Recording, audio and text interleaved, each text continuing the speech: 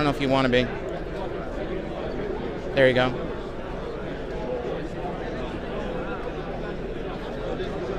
So I'm going to do this kind of routine. You can hold it if you want to talk, grab it, whatever works. Okay. Or you can just put it in front of me. Yeah, I can do that too. That'll work. No difficult questions. Hi, this is Steven at the California Custom Knife Show, held by Plaza Cutlery here in lovely Anaheim, California. And we are with Brian Tighe, master knife maker from Canada. How you doing today, Brian? Doing well. How's the show going for you? Great. Good start. Great. A lot of people showed up. Sold a bunch right off the bat. And really pleased.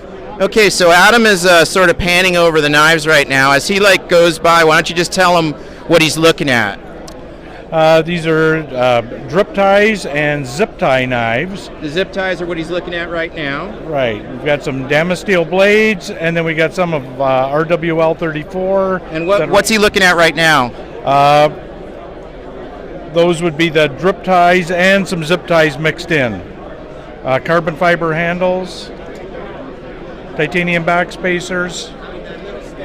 Now you had a little bit of a disaster at your shop for a short period of time. How long were you down for? It was about 10 months that I was totally out of business, and within the last couple of months I've got things back up and running, and new machinery and new designs, new knives, and things are good. Why don't you tell the people that are, as much as you want to, tell the people out there a little bit about what happened with that disaster.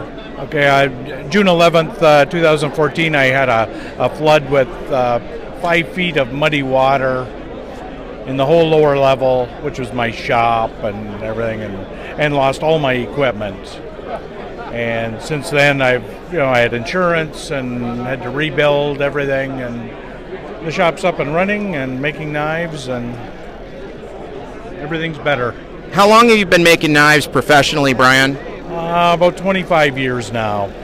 And when you started out, what were you kind of working towards? Why did you get into knife making? I'm a tool and die maker by trade, so I've been cutting metal since I've been 13 years old, and it was just kind of a natural thing saw there was a market for it, enjoyed doing it, and then just pursued it. So how is what you were doing 25 years ago changed to what you're doing now? Technology's changed. I use a lot of technology, which enables me to produce some really cool designs and still keep the prices reasonable for collectors. What you have a number of knife designs out there that you've made over the years. Do you have any favorites? Maybe one or two favorite models that you've done over time? Usually the favorite one's the next one.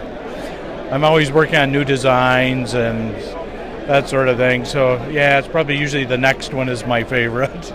Now, one of the things I know about your style is that you do a button lock in many of the knives for a locking mechanism, and you also do a bearing system. What other things are you known for as a maker, stylistically or functionally?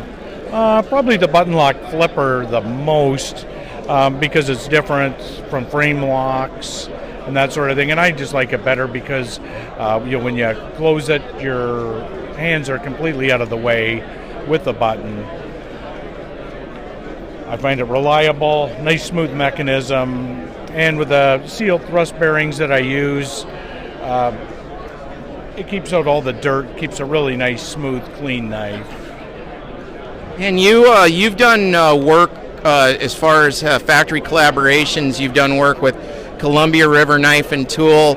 Are there any other companies that you've worked with? Spyderco. Spyderco's coming out with a new model. The first of the year, I believe, will probably be SHOT Show. No, you're hearing that here first from KnifeTV at the California Custom Knife Show. And that's pretty much Columbia River and Spyderco are pretty much what I've been working with. Have you enjoyed seeing your work in factory versions? I have, yeah. With Columbia River, they're good with the makers. They keep in touch. They send prototypes, and you kind of approve all the processes. So it's a good combination. And how many custom knife shows do you do a year, and what shows do you do? I think I do about 8, starting off with the Tactical Knife Invitational. Then I do one in New York in March, Blade Show, which is the big one, in June. And that's in Atlanta. And then I do the Gathering in Las Vegas, Labor Day, then the California Custom Knife Show, and then I do another New York show in November. Now, do you do? I can't remember. Do you do the Canadian shows at all? The Canadian Guild Show? Well, I used to. The last one we had in August, I think, is probably going to be the last. No, I'm sorry to hear that. Any kind of wrapping it up? Any kind of thoughts that you'd like to talk about with custom knives, or just shows, or shout out to anybody? Not really. It's just nice to be back making knives in my shop. It was a long time. That 10 months was a long time and was kind of crappy. So, do we have any questions from people out there in the interweb for Brian before we wrap it up? I think we're good. All right. Well, Brian, thank you so much for chatting with us from the California Custom Knife Show.